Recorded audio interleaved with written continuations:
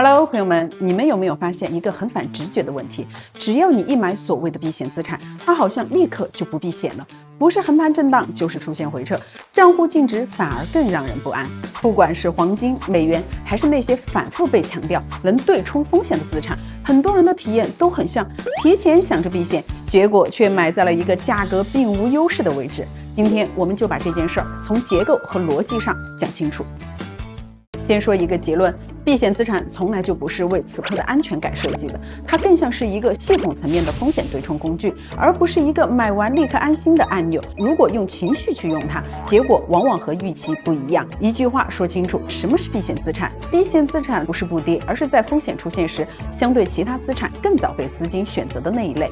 注意，是相对，它的作用不是保证你赚钱，而是在市场重新给风险定价的时候，减少你在结构上的暴露。但很多人心里对避险都有一个天然的误解，稳抗跌，最好还能慢慢涨。现实往往不是这样，避险资产一样会回撤，尤其是在被高度关注之后，照样可能让人站在高位承压。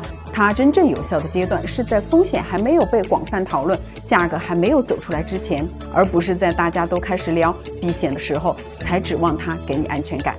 那为什么避险资产一到我们手里就有这种感觉呢？我们回想一下大多数人的真实入场路径，先看到新闻，再看到社群热议，身边朋友也在聊黄金、美元、美债，回家一想现在各形势不太稳定，是不是该避避险？然后拉出一部分钱，没怎么研究就直接入场，这个过程是不是有点熟悉？但问题恰恰在这里，你买到的往往不是结构性的避险配置，而是已经被市场反复确认过的避险共识阶段。而在市场上，当共识非常一致的时候，价格上已经反映了大部分的预期。我们先回到2020年3月，疫情爆发，全球市场剧烈恐慌，美元指数在短时间内从96附近一路冲到103上方。那一刻，美元是不是避险？是的。但很多普通人是在102、103附近才开始追着买美元资产，结果很快，随着美联储无限量宽松，美元指数一路回落到90附近。你会发现，美元没有失效，只是你买在避险功能已经被充分使用之后。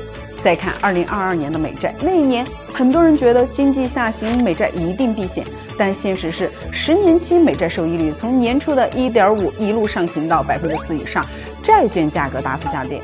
为什么？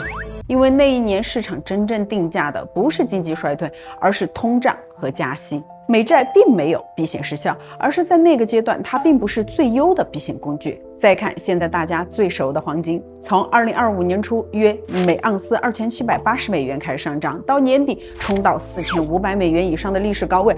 早期那一段市场其实很安静，主要结构性资金在配置，而等到价格涨出来，讨论密集，黄金还能不能买成了高频问题。那个时候很多人入场已经明显靠后了，所以你会看到，如果在2024年甚至2025年上半年去入场的收益是非常可观的，但如果2025年后半段甚至2026年初在高位震荡期间入场，那风险收益比就完全不一样了。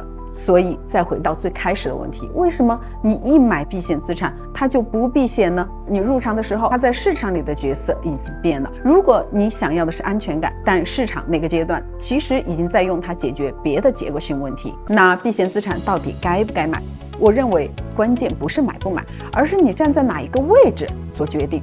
如果关注它是因为新闻、情绪、讨论密集，那咱要非常清楚，这更接近情绪参与。而如果是长期在观察全球经济结构、政治取向、资本慢慢往哪里流，那避险资产只是结果之一。同样是买，逻辑完全不同。其实真正重要的从来不是买没买某一种资产，而是你在做决定的时候是站在情绪里还是站在结构上。那你买了哪些避险资产？别忘了点赞订阅，欢迎在评论区留言讨论，咱下期再聊，拜。